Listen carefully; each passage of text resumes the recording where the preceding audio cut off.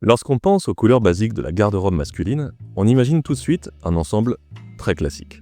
Le bleu marine, le gris, le noir, et parfois, soyons fous, le beige, histoire d'oser un peu.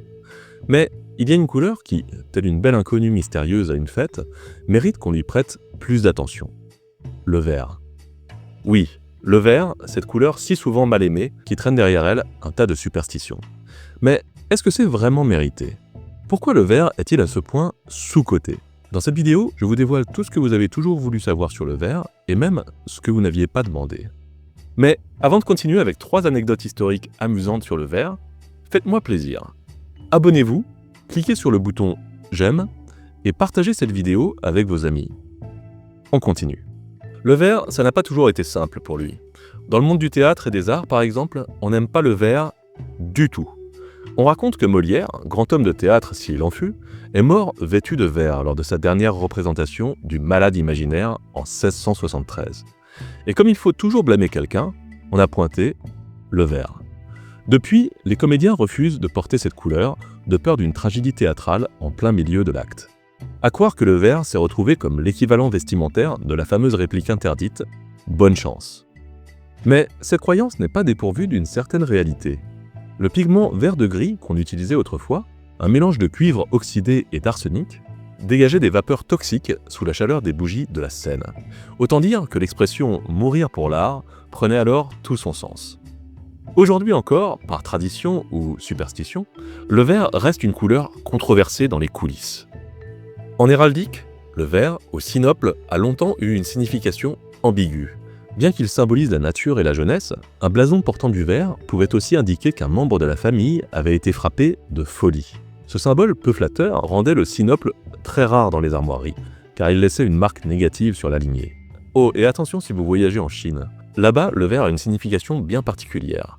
Si vous portez un chapeau vert, par exemple, cela risque de vous attirer quelques rires moqueurs. Pourquoi ? Parce qu'en Chine, porter un couvre-chef vert est un symbole d'infidélité. Cela signifie qu'on est cocu.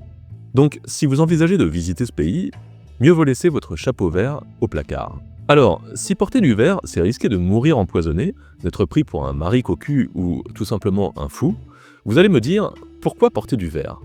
Pourquoi ? Eh bien, parce que si le bleu, c'est le cousin rassurant et prévisible que tout le monde invite à la fête sans crainte de surprise, tu sais qu'il se passera rien. Le vert, lui, incarne l'artiste excentrique qu'on évite à convier par peur de débordement, mais avec qui il se passe toujours quelque chose.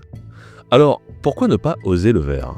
Que vous optiez pour un vert bouteille profond ou un verre d'eau, cette couleur a le pouvoir d'apporter une touche de fraîcheur sans vous transformer en lampadaire comme pourrait le faire un orange ou un violet. Imaginez-vous dans un costume vert sapin.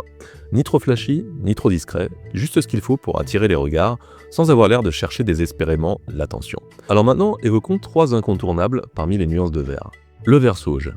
Doux, presque apaisant, le vert sauge est parfait pour les looks d'été décontractés.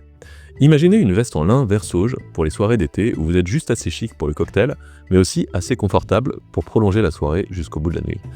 Une couleur qui évoque la nature tout en restant élégante. Et puis, soyons honnêtes, dire vert sauge a aussi son petit effet en société. Le vert olive, sombre, robuste, un peu rebelle, le vert olive est parfait pour un look utilitaire. Héritier des uniformes militaires, il confère un côté aventurier sans que vous ayez à escalader la moindre montagne. Et en costume, eh bien, disons que cela ajoute un sérieux petit côté James Bond.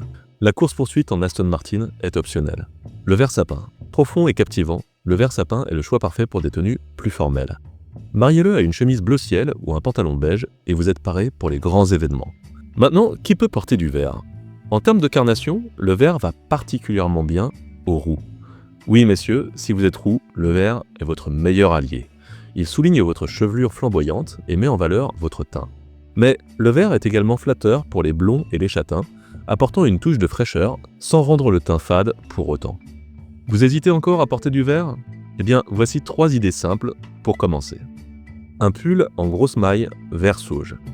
Casual mais chic, le pull vert sauge se marie parfaitement avec un jean brut ou un chino beige pour un style cool et sans effort. Le blazer vert bouteille. Si vous avez un dîner ou une soirée spéciale, ce blazer est la pièce qu'il vous faut. Essayez de l'associer avec une chemise blanche et un pantalon gris, élégance assurée. Enfin, le pantalon vert olive. En version chino, ce pantalon est idéal pour un look militaire chic. Ajoutez une chemise blanche ou une marinière et vous avez un look stylé sans trop en faire. Conclusion, osez le vert. Le vert, c'est la couleur qu'on néglige alors qu'elle a tout pour plaire. Alors lancez-vous et adoptez cette couleur dans vos vêtements ou dans vos accessoires. J'ai mis en description de cette vidéo un lien vers quelques articles verts qui donneraient une touche de panache à vos tenues. Les liens sont dans la description ci-dessous. Maintenant, dites-moi, est-ce que vous avez déjà un vêtement ou un accessoire préféré de couleur verte? Si oui, partagez-le en commentaire. Et d'ici à la prochaine vidéo, restez élégants.